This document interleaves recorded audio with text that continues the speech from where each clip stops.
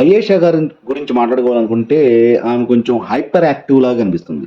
ఆ గేమ్స్ ఆడేటప్పుడు కూడా రెడీగా అయిపోయి ఆడి తక్కువ ఆరాటం ఎక్కువ అన్నట్టు వింత వింతగా ఆ, ప్ర ప్రవర్తిస్తున్నట్టు అనిపిస్తుంది.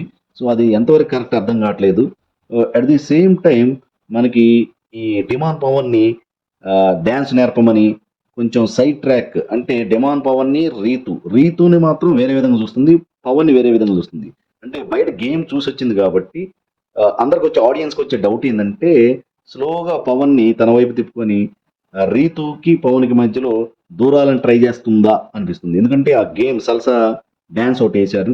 So at the same time Ritu గారు ఎక్కడ పాయింట్ దొరికినా సరే సో ఒక రేంజ్లో మాత్రం ఇచ్చిపడేస్తుంది. సో అయేషా బట్ కొంచెం తింగరతనం, పిచ్చి పిచ్చిగా మాట్లాడటం, పిచ్చి పిచ్చి అరుపులు, పెద్ద పెద్దగా సో ప్యానిక్గా అరవటం, వెంటనే నవ్వేయటం, కొంచెం ప్రవర్తన వింతగా ఉంది. సో అదొక్కటి మార్చుకుంటే బాగుంటుంది. సో భవిష్యత్తులో చూద్దాం. వీళ్ళిద్దరి మధ్యలో గ్యాప్ క్రియేట్ చేసి తను దూరి పవన్ గారికి దగ్గరవుదామా అని ట్రై చేస్తుందేమో డౌట్గా ఉంది. సో మనకి అది ఫ్యూచర్లో తెలుస్తుంది. So wait and see.